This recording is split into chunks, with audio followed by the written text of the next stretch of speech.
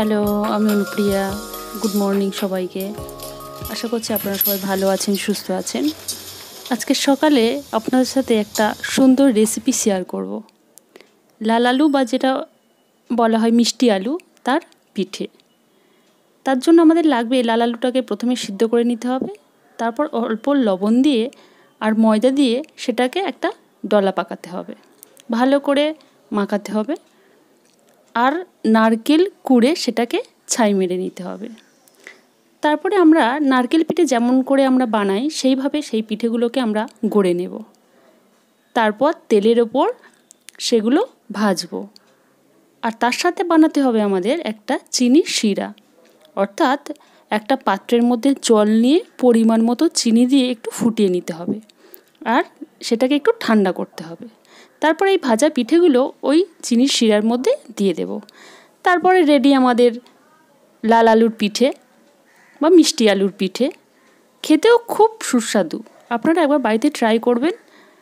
এটা আধ ঘন্টা চিনির শিরার মধ্যে রাখলেই সুন্দর ফুলে যাবে, আর মানে খুব টেস্টি। তারপর এবার আমাদের টিফিন খাওয়ার পালা। ঠাম্মিকে দিয়ে দিয়েছি, আর আমরা চারজনে বসে পড়েছি খেতে। মা তার সাথে বানিয়েছিল একটু রুটি আর মিষ্টি ছিল, মিষ্টি আর বাবা তো খেয়ে খুব প্রশংসা করলো, খুব ভালো হয়েছে।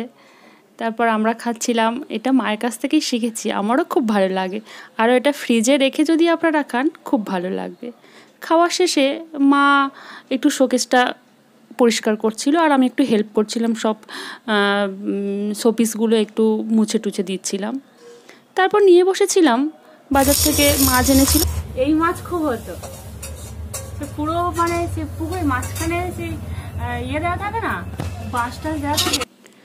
মাছ নিয়ে একটু গল্প হচ্ছিল আমাদের বাপের বাড়িতে পুকুরের মাছের। তারপর সেরে মা ভাত, এদিকে মার ভাত কমপ্লিট। মা আবার একটা জিনিস করে, এই ভাতের যে মার বা ভাতের ফ্যানটা একদমই ফেলে দেয় না, এটাকে ঠান্ডা করতে দেয়। ঠান্ডা হয়ে যাওয়ার পর মা তার সাথে জল অ্যাড করে তারপরে মা গাছের এটা পরিচর্যায় লাগায়। আমার আর মায়ের খুব ভালো লাগে এই নিজের হাতে গাছ বানানো, নিজের হাতের বাগান। নিজের গাছের যে সবজি সেটা খাওয়ার মজাই আলাদা। আমাদের লেবু গাছে লেবু হয়, পেঁপে গাছ আছে। আগেও পেঁপে গাছ ছিল, সেই পেঁপেটা গাছটা অনেক দিন হয়ে গেছে, মারা গেছে, আবার নতুন করে। দেখুন মায়ের বেগুন গাছে কত বেগুন হয়েছে। তারপর আমাদের একদিকে তো পুরো মানে তুলসী গাছ রাখতে হয় ঠাকুরের চরণে দেওয়ার জন্য। আর তারপর পুঁই শাক, কুমড়ো, আমরা সব কিছু দেওয়ার চেষ্টা করি। আমাদের আসলে জায়গাটা তো ছোট, ওই জন্য। তারপর এদিকে একটু সবজি কেটে দিচ্ছিলাম মাকে, বেগুন কেটে দিচ্ছিলাম। বেগুন দিতে হবে, গরমে নিম বেগুন খুবই উপকারী। তারপর দুপুরে খাওয়া দাওয়া সারলাম। বিকেলে একটু ছাদে গিয়েছিলাম। এখন গরমের সময় প্রায় দিনই আমি একটু ছাদে যাই। ছাদে যেই ক্যাকটাস গাছটা থাকে, এটা কেন থাকে আমি ঠিক জানি না। আপনারা যদি কেউ জেনে থাকেন অবশ্যই জানাবেন। প্রতি সবার বাড়িতেই এটা থাকে।